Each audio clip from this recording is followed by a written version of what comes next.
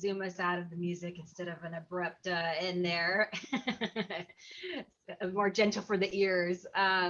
You are welcome. Hello.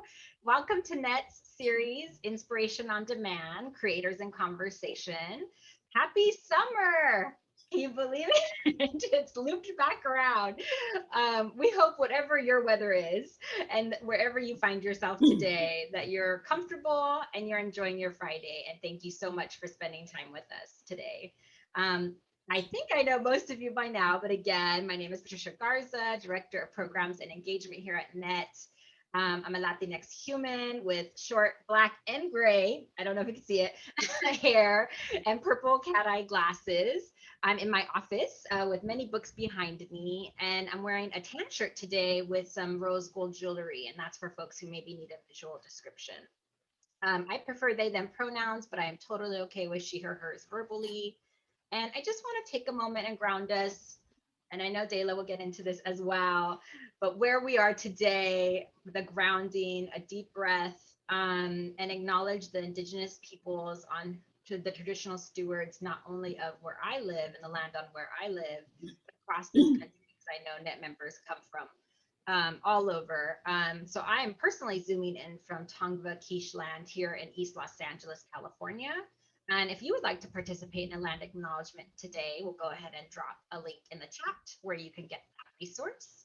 And I wanted to highlight that awesome music you heard greeting us into the space is created by NET member Trey McGee. So we want to thank Trey. He actually created it just for us, which was so exciting. I was so thrilled and touched. Trey is a theater artist based in Brooklyn, New York. And his mission, according to his website, is to make engaging and accessible art through laughter and music. So beautiful. So thank you. How special to have that greeting us into the space. You may hear it again, another inspiration. Huge thanks to Trey for partnering with NET. And we'll drop a link to Trey's website. Trey's an actor, designer, does all kinds of things, composer. So we want to support our members and let you know about their work. So that's all about Trey McGee. I also just want to take a moment to acknowledge our amazing NET colleagues here in the space today supporting on the chat and with tech needs, Alicia Tonzik, our executive director.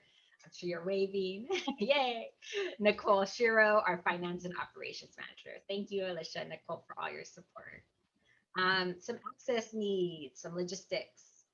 We are recording for future viewing. So if you miss anything or you have to step out or you want to share this, we will have it up on our YouTube in probably a couple days. The chat is enabled. So just keep that in mind. If you want to, we highly encourage participation in the chat. But also the chat is not private. So just know that. So if you're putting things in the chat, we can see it. If you have a need for closed captioning, we do have live transcripts running. But if those are, for whatever reason, distracting, you can disable them on the bottom toolbar there. Really easy click there. Or if for some reason they're not popping up, just go ahead and ask for tech help in the chat. We typically like to do speaker view for these because a lot of folks like to keep their video off. That's totally fine. We totally invite you to be on camera if you feel comfortable. If not, we totally understand. So up in the upper right corner, you can switch between speaker and gallery view, and speaker view might be the best for this. I also wanted to remind folks, new folks into the space, what is the series about? So NET is celebrating their 25th birthday, our anniversary this year, and we really wanted to create a space to come and provide our community with a spark of inspiration just when you need it. So we co-created this series with our amazing board members. Thank you, board members, some of you who are here today. And gift the gift of inspiration here for folks live in the Zoom room and also on demand when folks can't make it on our YouTube. And we asked this question. We said, who are your mentors and who are the artists you admire that inform your and activate your own ensemble practice? And so you'll hear a little bit from one of our board members today and their inspiration. So excited. I also want to shout out our July conversation is set, and that is going to be on July 16th. So save the date. We will have board member Michael Rode in conversation with Ping Chong. So that's going to be really exciting. So So save the date. We're really excited. Same time, 10 a.m. PST, 1 p.m. EST. Okay. Okay. Logistics out of the way. Time for amazing conversation. So I have to get personal just for a moment.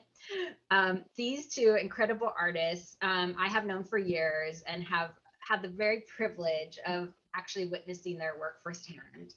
And both of your work just speaks directly to my soul of why I believe theater is the most powerful tool we have in community care and change. I've witnessed your work do that, and it's done that to me. So I just wanted to say thank you.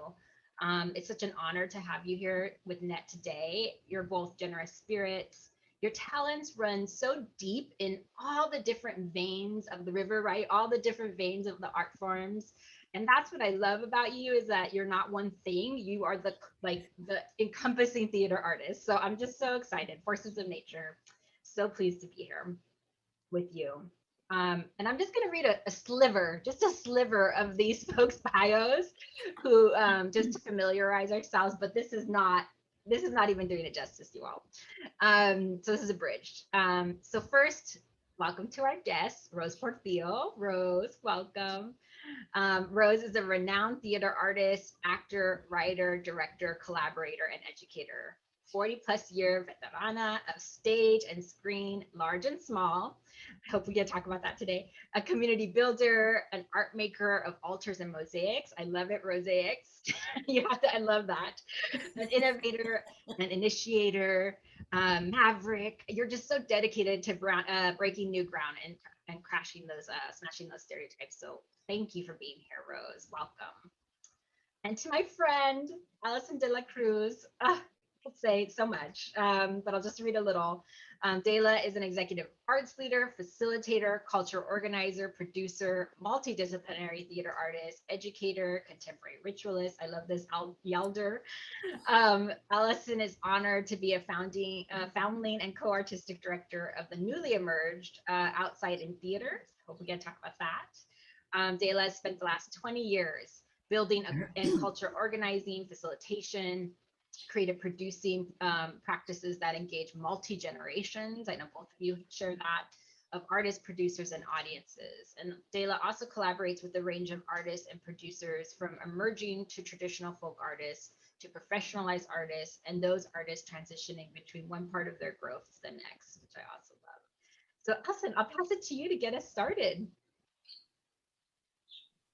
Thank you so much, Patricia. Virtual applause and love. Thank you for that amazing intro. I was like, you did so much business. I feel like I don't have to, thank you. I feel held. It's not often my experience. I usually do a lot of that. So thank you so much. Super grateful to be here. Hello to friends gathered in the Zoom with us. Hello to folks who will join us in the YouTube archive. And I know we did a grounding, but I want to say thanks for all that intro and just invite this question into the room of who inspires us, who are our mentors, what informs our ensemble practice. So I'm going to invite us to breathe in all of that introduction from Patricia, and then let us prepare to talk with Rose about these questions. So go ahead and just plant your feet flat on the floor. Thanks for everybody dropping land acknowledgements where you are. Rose and I are also zooming in from the land of the Tongva Kish folks. So I want to acknowledge that different parts of this land, but similar land as well to Patricia. So go ahead and just ground yourself in all these things. Let's get ready to open ourselves to inspiration is really what I want to invite. So go ahead, take a breath in through your nose. Hold on to it for just a sec and out through your mouth. Amazing. So wonderful. Thank you so much. Super honored to be here as a member of the Network of Ensemble Theaters. We were just kind of touching base in the green room before to say I have been hooked since I met Net in 2009. I think my professional crush has never ended. And what I have discovered about Net is that it is a place where I can talk with folks about ensemble, about these practices that I was discovering and emerging. I came to Net because of work that I was doing with Rose in the company we both used to work with, and that Rose helped to found, about productions. Shouts out to our colleague Teresa Chavez, who I know Rose has built with. And so my net origin story is bound up with Rose and this work. And so I just, when I was asked who would I want to interview, I was like, Rose Portillo. Like, that's who it is. So Rose, I'm so glad that you're here. So excited for us to, continue our collaboration and conversation with each other. Allowing friends to kind of listen. As we were prepping, you're like, oh, it's like a fishbowl. And I'm like, yeah, it's a great way. Yeah. We're in a fishbowl about inspiration. So I want to say thanks to that. And, one of the things, Rose, that you and I talked about in the prep that I always think about with you is just, and as Patricia was introducing you, I realized, like, I didn't meet you because of Zoot Suit. I know that's like the thing. That is like a major piece of how a lot of people know you. I met you because you were a playwright mentor on an adaptation of Hamlet with the Shakespeare Center of LA, their Willpower to Youth program, which I then later went on to, work with and help innovate. And as we all colloquially call ourselves, part of the Jedi Council to help define and expand what that work was. And so, yeah, I have always met you as a playwright, as a facilitator. I knew about you because you were an actor who was also a facilitator at a time where we were trying to create a hybridity space for artists who wanted to facilitate in a different kind of way than just a post-show talkback. So I wanted to start and ask this question of you as an artist, as you think about, inspiration. And I asked you this yesterday at our prep, but like, does it just come to you? Are you inspired by things that you see? Can you just talk a little bit about kind of your essence? I know this is a difficult thing, but like, just where does it come from for you? Has it always been there? Have you always been a playwright? A creator? Were you always like, I have so many things, I'm a Scorpio, I say as another Scorpio. Yes. Well, first of all, hello. Hi, everyone who I'm not seeing, which is really great. Need not to be nervous about who's in the room. And just a shout out to Net, where the first time I went, I thought, wow, this is fabulous. This is the kind of gathering that I have always hoped for. And then to be invited to this particular conversation by Della, who I also it's a colleague. I find inspiration there too. So you might, if you can see my background, this is my home. I am in my home. I am not hiding my home. And I try, my philosophy is very Navajo in terms of we must walk in beauty, and may your eyes fall on something beautiful wherever they land. Yeah. So things that speak to me are everywhere, everywhere, and everything is a mosaic. Yeah, I'm not exactly sure when I realized that, but it was a while ago. And when we were speaking yesterday about people who inspire, right? And I began with just, who did I go? And that was Georgia O'Keeffe, Gaudi, the Watts Towers, Simon Rodia, the Women of Immaculate Heart, the Artists of Self-Help Graphics. That building, not the one now, the one before. Oh my God. And that's when I realized I just wanted that my theatrical aesthetic comes from a visual aesthetic. Mm-hmm. Yeah. And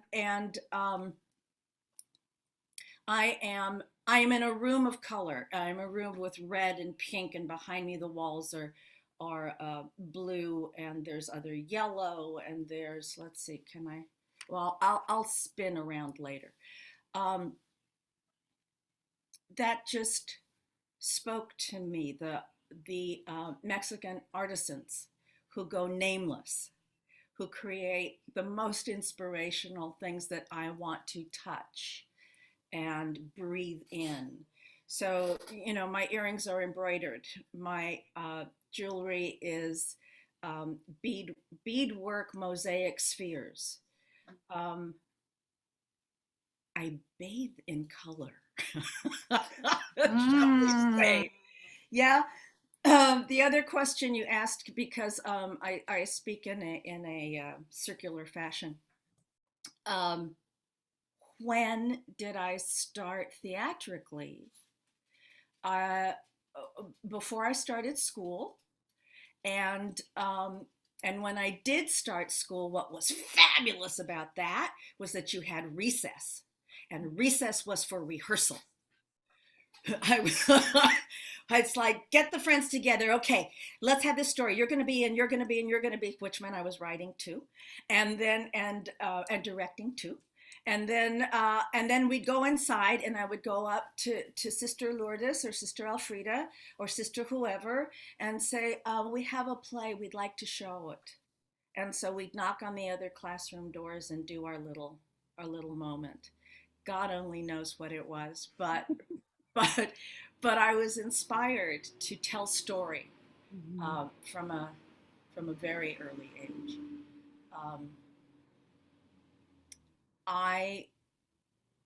Gaudi led me to, well, Simon Rodia first. The fact that you can make the fantastical, right, with friggin' anything. Just take a deep breath, as Alison says, and pick something up and make something with it. So I realized that things that are broken are simply asking for transformation. So I then learned, this was just a moment that breathed into me. I moved into, I live in my grandparents' home. I live in the home that I was born into. My parents and my grandparents, we all lived together. And many years later, after caring for them and them passing on, and it was not always an easy living situation, shall we say. Nonetheless, I came back into it with my husband. And so, you know, we were fixing it, and the kitchen needed a new floor. And so we went to buy tiles. And, you know, we had discussed some interesting colors and things like that. And my husband went in ahead, contractor, carpenter soul. So he's going to have the conversation. And I saw in the corner, as I was looking behind him, just mesmerized with all the choices and possibilities. And again, it's about possibilities. And off in the corner was a stack of bright red tile. One stack, like no other, limited amount. And I felt like a little girl with my grandmother. I went to Roger, he's a very tall man, and I just kind of pulled on his shirt and I went, I have to show you something. So there were two things. One was I found red tile, and we're married because he said, oh, red, okay. And then, but then the thought was, they must be set free. Who the hell decided they have to be squares? Poor little red tiles formed into this uniform shape with this prescribed role in life.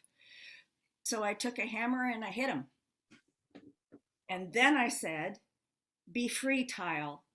Tell me where you want to go. So for me, whenever I'm working with my hands, it's a metaphor for how I work with ensemble, which is, and character and story that is emerging. Where do you want to be? How do you want to grow? What do you want to make? Sometimes it's just like with the tile, it's just you and me, kid. So let's have a conversation. But yeah, it's always a dialogue. It's always a conversation, whether it's objects or human beings. And the most important, of course, is the human being, you know. it's a different kind of transformation and far more powerful. But the broken red tile inspires the conversation, right? I'm walking on that tile out my door every day when I go out my door, right? And try to take that with me into the conversation, into the listening of the world I'm stepping into. Thank you. That was an amazing net talk on the voices of the red tile.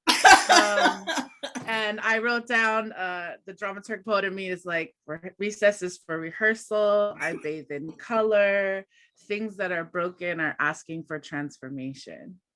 And I thank you for that, because it just, like, I'm getting all the clamps. Like, it feels like there's a lot of broken right now. Yes.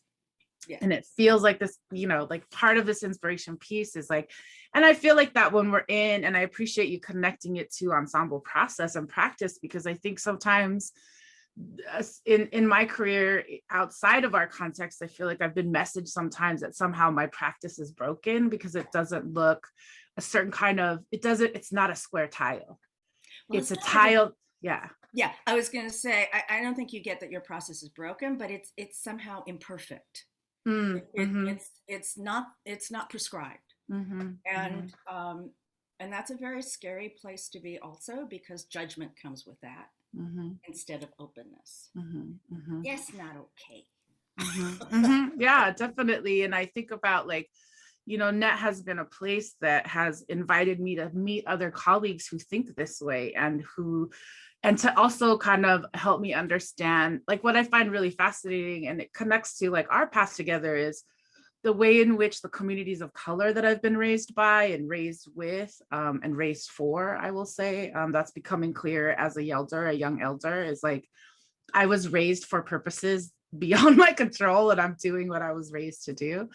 And certainly within my control, but I want to invite you to talk a little bit, thinking about this tile, and then just, honoring the way I've witnessed you. And I know Patricia talked about this in the open, like the way I've seen you enter a room with young people in a continuation high school who've been told that they don't belong, that they are not, that they are broken, that they're there because of a reason, because of choices that they made, because of things that occurred. And I remember vividly watching you and other colleagues of ours who have this approach with young people about meeting them where they are. And in the same way you ask the tile, I've seen you ask young people who the community has labeled broken and leftover or throwaway. And I wonder if you could just talk a little bit about, like, obviously when we work with physical objects, we get to move them around the way that we want. But when we're working with people, how, like, the making of an ensemble or the making of a connection with a stranger and asking them to tell you a story or engage in a process, can you talk a little bit about things that are important to you as that process happens? How do you build ensemble with strangers and young people who don't trust you? Right, who don't trust you, who are like, show me why I should. Right. Well, that breathing thing is really important. And I think remembering that it's not about you, and it is about them. And every story has an enormous road behind it that I don't know. And that I may never know. I'm only going to know a little bit. So to acknowledge what's in the room that cannot be seen is super important. And, I think we just start by, certainly theatrically, the gift is we just start playing. Just start playing. Give me a gesture. Now I'm going to put those gestures together. What do you see? And look at that. You just made something out of nothing. Look at that. All you did was stand there and raise your hand, and then somebody else put it on their hip, and then they look together. And it's like, we are sending signals out into the world all day long, all day long. Whether you're sitting like this or you're sitting like this, you know, you're sending a signal. The way you stand on the street corner, the way you walk down the street, messages are being picked up. Now, they're also being misinterpreted quite often. So let's talk about how are you misinterpreted?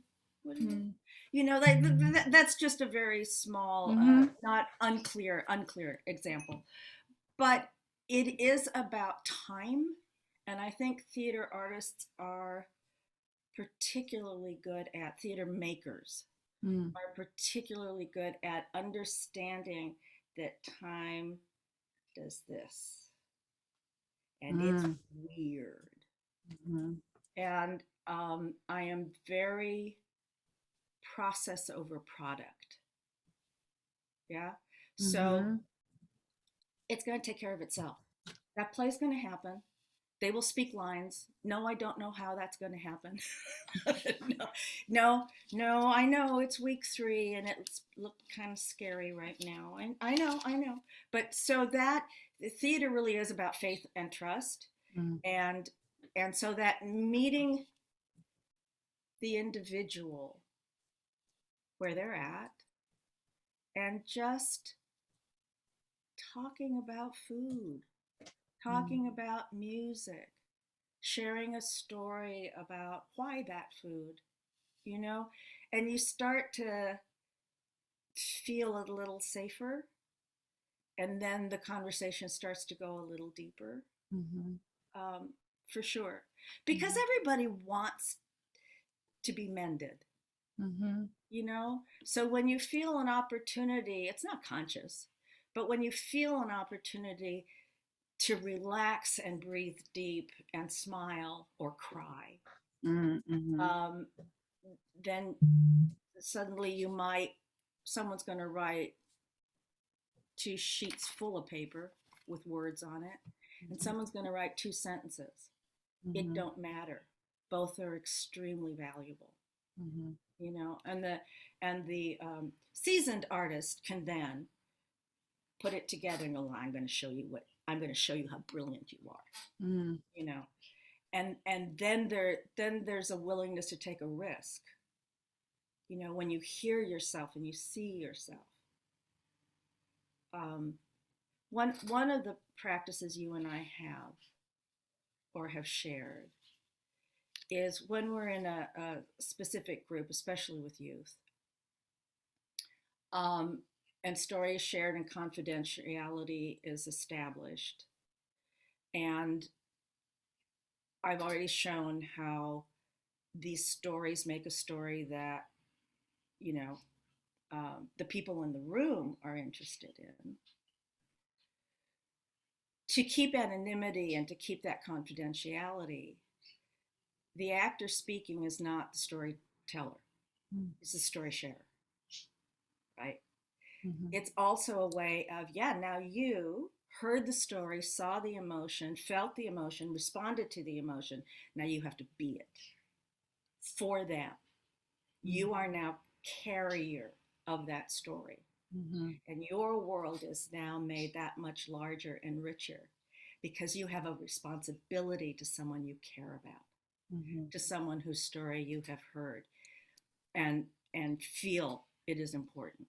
So that, and we make that clear to our audience that comes, that, this is how connected this community is. But it is up to the storyteller to share afterwards if they want to. That was mine, you know. But there's something important in being very genuine about walking in someone else's shoes. Someone that you know, that you've met. It's a little different from doing Chekhov. We bring the same aesthetic to Chekhov. I mean, you know, that's what an actor does. I am filling that role with personal story.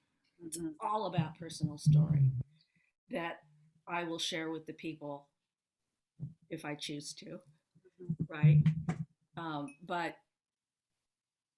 But in making theater with community, it's very much in your face process, Yeah. storytelling, and taking care of the safety of that community and those individuals. Mm-hmm. Mm-hmm. And I just want to appreciate, like, we're in an inspiration conversation and you basically just gave us a mini masterclass on like your practice on how to build trust with folks. And so I just appreciate that. I appreciate that you sharing that wisdom and that pedagogy that you've developed over the course of your work, and just the generosity with which I feel like, yeah, that's one of the things that I talk about when I talk about artists I'm descended from and who has taught me what I know how to do, is this generosity of spirit and the openness. So I want to acknowledge that you just gave us a bunch of gifts, and so say thank you. I want to use it as a bridge and talk, you said some more amazing quotable things. Theater is about faith and trust. You also theater, we do weird things with time, and that just really spoke to me about like all the amazing, slow motion theatrical moments I've ever seen or been a part of in the making. And then you said something that really struck me as I think about not just our work with young people who have lots of reasons not to trust us, but thinking about our professional colleagues and the times when we're invited into the room, like you were just talking about as an actor, right? And you said everybody wants to be mended. And I think about how when I'm in rooms with young people, there's a possibility and an openness that I don't always feel, even when I'm in a room full of colleagues who are there assembled to play, they're assembled to make. And I wonder, I certainly didn't meet, like, after we met, then I was like, wait, Rose was in Zoot Suit? Like, what? Like, I had my own. And then, being your friend over the years, being like, wait, you're going to be in Shuri Moraga's play? What? Like, just having all these, you're going to be about what? Like, just all these different moments with you of joy about roles you've been able to inhabit on stage and film. You and I have talked about it. I'm a fan of the TV series Vida. I don't understand why your character was not a more vivid, you got to play an elder queer woman. And I was just like, where's that story? I'm here for that story. Come on, with the trans mat, what? Like, what's the whole, so I just want to connect this idea of like, so when you go into rooms with adults, when you go into rooms with actors, with collaborators, does it change your approach on how you engage in character, how you engage in discovering? I mean, I guess also your role is different as an actor, but I just kind of want to open and ask, like, how does your process also inform you building with other colleagues in a room?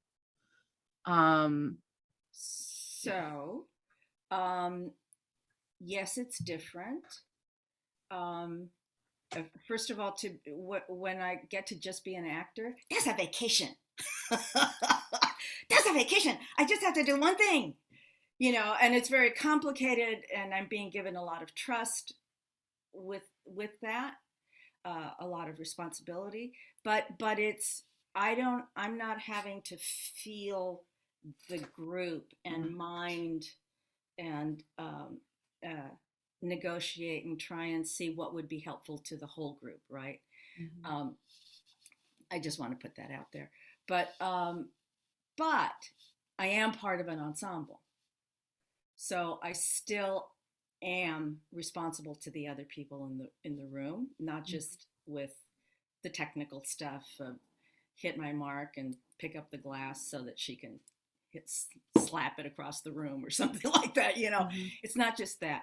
It is about helping to create safety and trust, right? Mm-hmm. And confidentiality. Mm-hmm. So those things are the same, but our shields are up. We've had a lot of practice. We've been hurt professionally. And with cause. Again, I don't see the story that has led to that shield. There's a lot that I don't know, and I have to remember that I don't know. And I also have to acknowledge that I'm going to have moments of judgment. Everybody does. We're human. And then I need to go, I was judgy there. I need to, get,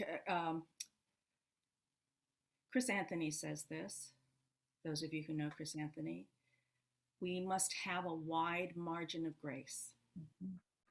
So I really try and hold that wide margin of grace, to try and break those shields down, including mine. Mm-hmm. I've been hurt professionally. There are people that walk in the room and they go, yeah, that was a real fun time we had, wasn't it? Take a deep breath. You're in the room now. I gotta find a way to connect with you. Mm-hmm. So again, let's talk about food. Let's talk about music. Mm-hmm. Mm-hmm. But when those walls do come down, then there's the beauty of the expertise that's in the room that you get to play with. Mm-hmm. That is just fabulous. Egos are fabulous. We all need them, and we need to keep them in check, because egos that are about control get in the way of process and get in the way of making art, right? But egos that know that they come with stuff and are willing to put it on the table and share. Whoa, that's pretty cool. That's pretty fucking amazing. Totally. Yeah. I want to make a word like a humgo, like a humble ego. Like, I want to come into the room with all, like, and I appreciate this because I've been talking with some other friends about, like, I feel like I just want to be able, like in an acting activity, like step into my spotlight, step into my cue, take up all the space I'm supposed to. Exactly. Step into my power, and I expect you to step in your power, and it's not a challenge. It's this is what I got. What can I learn? This is what I got. And we all feel insecure, and that, the first those first meetings are so painful. Not because I'm so insecure. Just I have to remember, I'm a person, I'm an artist, I have history. I'm a person, I'm an artist, I have history. I'm a person, I'm an artist. I just wanted to add to the word transparency. That I think working in community, that's really respected. And youth really respect transparency. Whether it's like, just going to put it out there, I'm really angry today. It's not about you. It's about that goddamn drive I had, and something personal happened, and I'm going to shake it off. But that's what's happening, Or to what's going on, Patrick? I'm feeling disrespected right now, and I just need to know: do we need to go talk? Are we going to stop? Let's stop and deal. Let's not continue with blocking. Who the fuck cares? We're important. I just realized I dropped the bomb twice now. So you said frickin' the first time. I did. It was so good. Don't worry. Net is about daring places and brave space, so we're okay.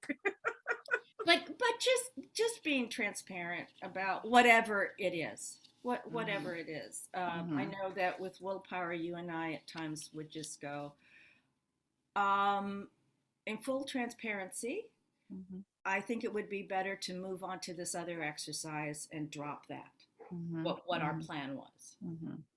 What do you think? And you and I would have the conversation in front of the youth, and then go, oh, okay, yeah, that I understand. And then they also get to witness process with that. Yeah. It's not a secret. Yeah. It's and I think this might work better, and I don't have time to pull you aside, that kind of thing. I don't know. Yeah. I'm beginning to ramble. So wonderful. No, and I want to acknowledge we're getting to that, just a full transparency to the room, which we love to do as facilitators. We're getting to the portion of where we get to invite our friends in the Zoom chat to send questions into the chat so that I can ask them to you. I do want to kind of also I realized in transparency, I could have started and said, yes, we've known each other a long time. Patricia in the intro acknowledged that I am, as you know, Rose, a new co-artistic director of a new company that's being founded in Highland Park called Outside In Theater.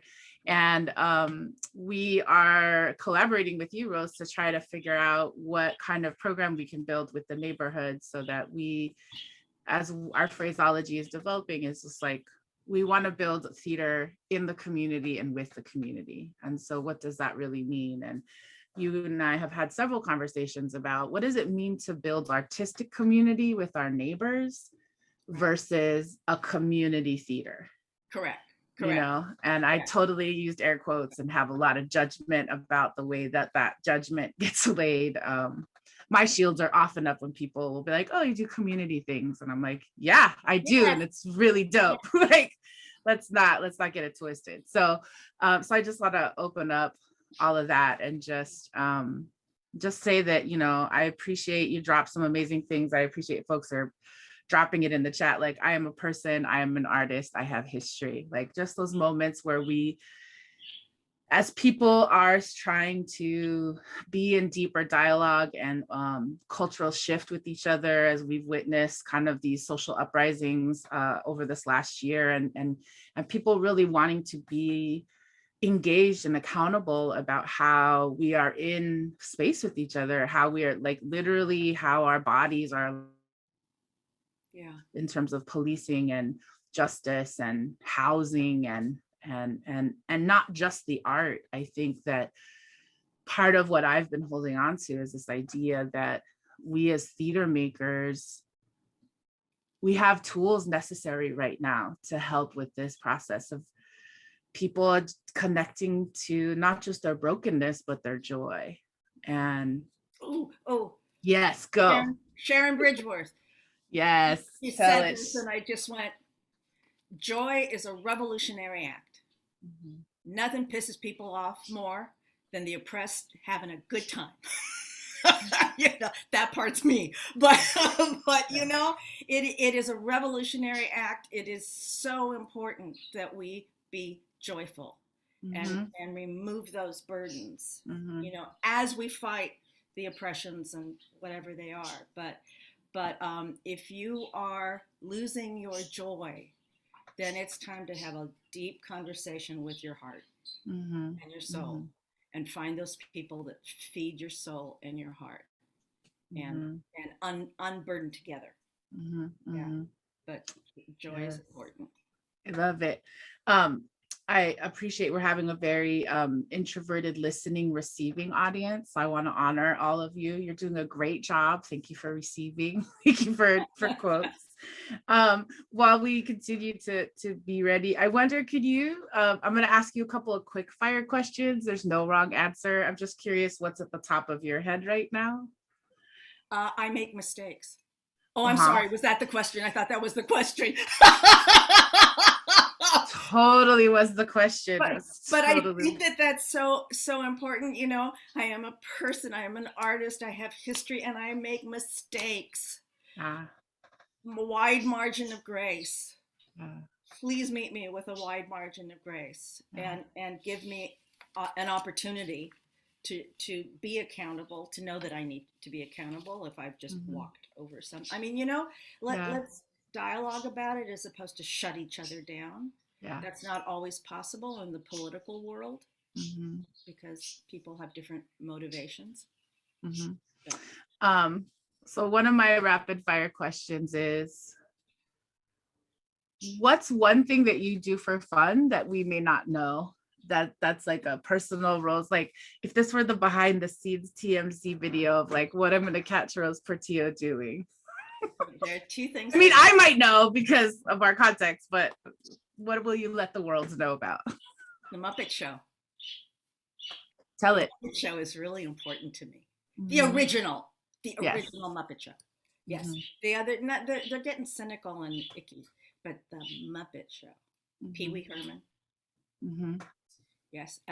Martinis of all shapes and forms and colors. I love it. Within the Muppet Show, do you have a preferred Muppet that you identify with or particularly love? Kermit is my role model. Mm-hmm. He takes care of community. He puts Mhm. himself second, Mm-hmm. but he also wants to be a star, and Mhm. he goes for it. But he brings people with him Mhm. all the time. Wow, that's such a profound. I was like, that is so wow, Kermit. Yeah, Kermit, that's what's up. I'm green. Totally, all of that. I was like, Not Muppets easy. and martinis and Muppets. No. Yes, I think Rose, your autobiography could be called Martinis and Muppets. That's so good. That's so good. I love it. I think, one of the things that I want to ask you is, I know that one of your projects at Pomona right now is you're starting to archive the body of work you've created with Pomona students and middle school students from the city of Pomona, looking at your practice Middle, high, about and college, going all the way. Yeah. So I want to just offer a space, like any other, do you want to talk about that? Any, like, for people who might be looking to catch you? I also, I don't want to negate the opportunity for Patricia or someone else to ask a Zoot Suit question or any kind of acting, because you are Rose Portillo. So I just, I'm going to honor that. Verklempt. But yeah, any projects you want to talk a little bit about for us? What's next for you? That's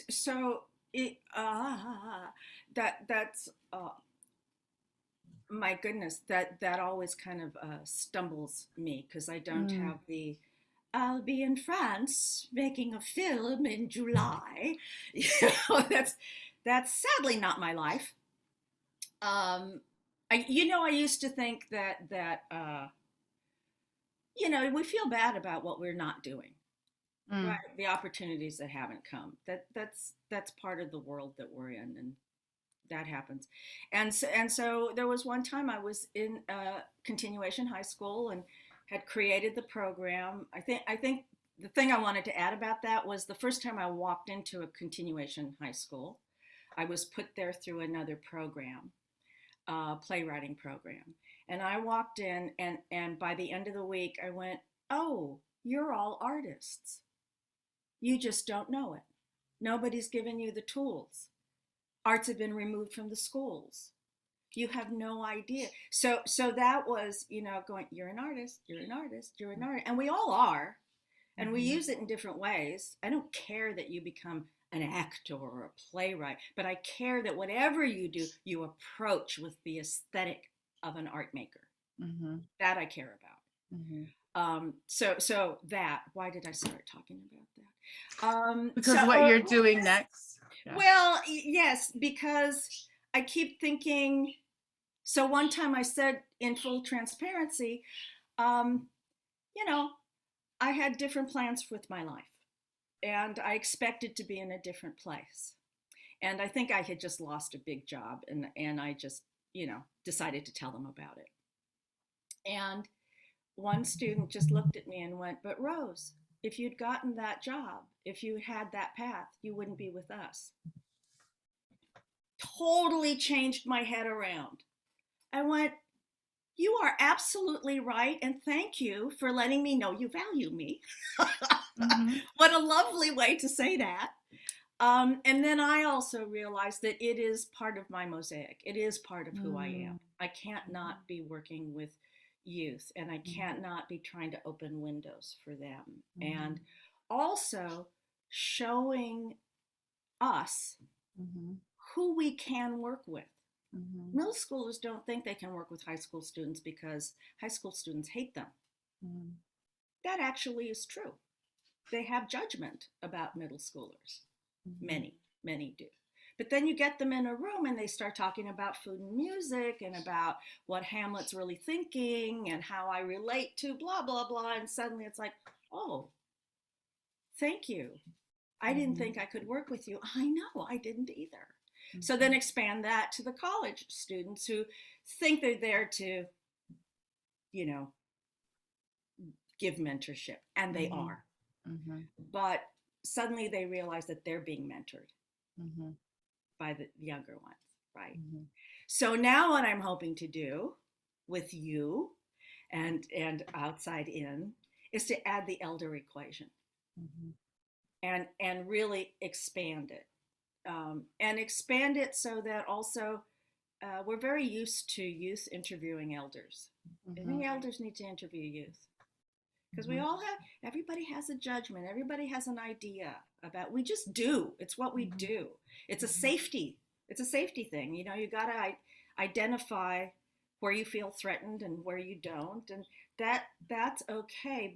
But can we get a little closer and just ask some questions? And some are easy and some are hard.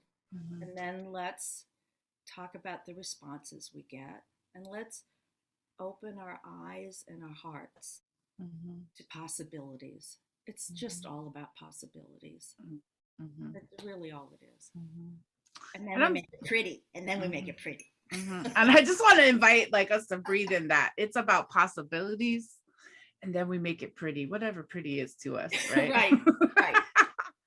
Acknowledging aesthetic of pretty. Yeah, go ahead and breathe on that. I'm just gonna possibilities. Yeah.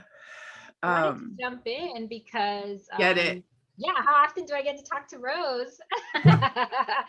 And I would just love, and I don't want this to necessarily be the last question, but I think it might be. But I just, I do want to bring up Zoot Suit because the role was just so important to so many of us in the community. And then you revisited it, in the revival. And so just maybe talk a little bit about what that process was like to come back to a piece of work after you've had a full body of different experiences working with youth, with your own ensemble, and maybe just talk a little bit about personally what that meant to you or how you approach the work differently than when you first entered that play. So of course, when I first entered the play, I was a gaga. God said, God in the form of Luis Valdez said I could play with him. It was a true ensemble experience. That play was raw. That play was not finished. We all participated as co-creators of that play. I am honored and privileged to say I really did shape Dela, and that and with in conversation with Luis, in conversation with Danny, it was very dirty fingernails kind of work, and it was fabulous. I also know Della knows this. I had dreamed. I had gone to the taper in high school. We were raised really well. We had excellent teachers at revolutionary nuns. I was taught by revolutionary nuns. So we saw plays there, and I had a childhood dream of being center stage in Moonlight and entering from the Voms. I just thought that was those dramatic moments and the way my body changed when I saw that happen. And I got to give a speech, center stage Moonlight, and enter from the Vom dancing.